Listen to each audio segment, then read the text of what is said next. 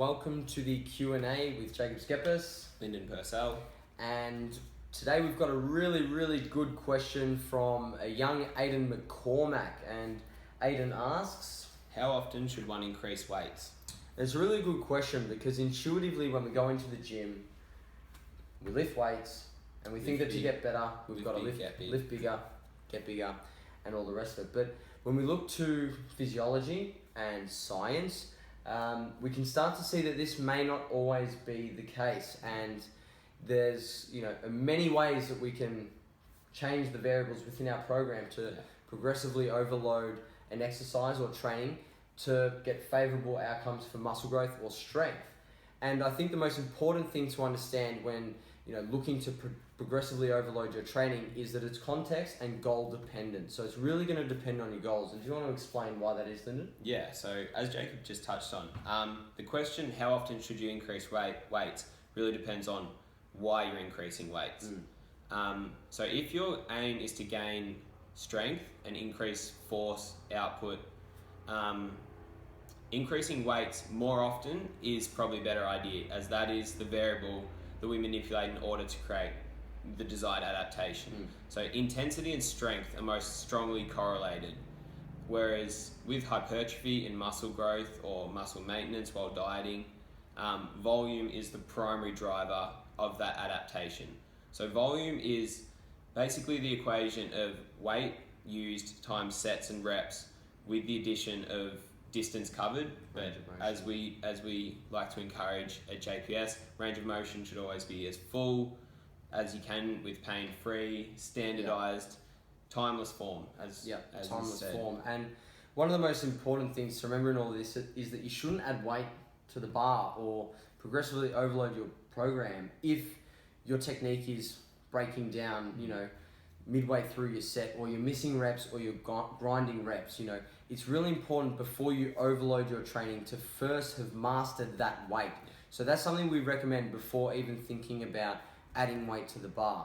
And one mistake we see a lot of beginner lifters make, and intermediates are guilty of this as well, is that they don't have a program and that they just add weight for the sake of adding weight when they're not actually measuring the magnitude of change from week to week and assessing their strength adaptations or whether or not they're getting bigger.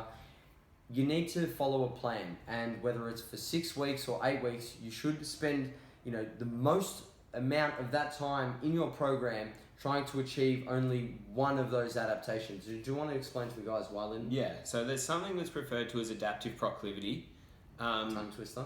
Yeah. We got it right this time. Basically, what it means is within the body, if you try and chase 2 rabbits, you catch none. So you can try and increase weight and increase volume, and that sort of tells the body, it's like, yeah, some of you wants me to get stronger, some of you wants me to get bigger. I'm sort of just gonna do like half-assed job of both. Muscle confusion. To excuse my language. Basically, the best idea is to put all your eggs into one basket. Focus on gaining strength. Gaining strength will not mean that you lose muscle. Like, muscle will be maintained while you gain strength. Then you can switch the process, go over to growing muscle, and predominantly strength will be maintained. And that creates a much more, viable stimulus for the body to create adaptation rather than sort of pulling it in too many directions at once. And one of the primary reasons we recommend you do that is because, for a 6-week period, if you're adding sets and reps, that's a greater magnitude of change in terms of how much volume you're performing than adding weight. So that's far more beneficial to hypertrophy. Whereas if we want to increase intensity, adding sets and reps when we're trying to build strength doesn't increase the intensity and isn't necessarily going to build your strength.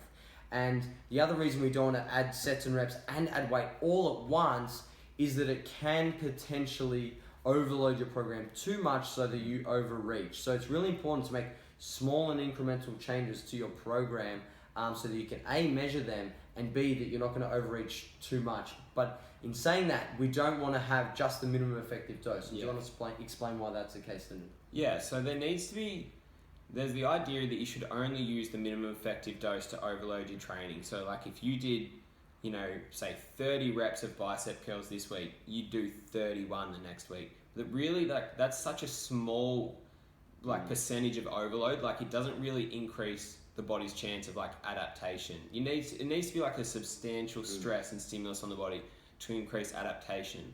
But as Jacob said, you don't want to spend all your energy into stimulating so much within one workout. Like, your body only has a certain amount of adaptive processes that it can occur. It's it's like you've got $10 to spend on adaptation. Like, don't go buying everything in the shop and racking up a $500 debt. So you just need to. The idea is to just spend $10, pay for it with the amount of adaptation money that you've got, and then go in again next time. So to sort of bring it back to Aiden's question, how often should you increase weights? In a hypertrophy phase, when you're trying to gain muscle, you may not increase weights. For a whole phase, you may just start off with your 10 RM, say in the squat, and then for the week 1, you hit reps of 6. Will still be enough of a stimulus to grow. The week after, you hit reps of 7. The week after, you hit reps of 8, 9, 10. Once you get to 10, really go hard in that final week, and then deload and start again. And that's a brilliant way to cap it off and give you guys some practical insight as to what you should be doing, depending on your goals. So guys, we hope that answered your question. If you have any more questions that you'd like us to answer in next week's Q&A, make sure you comment below and we'll speak to you next time.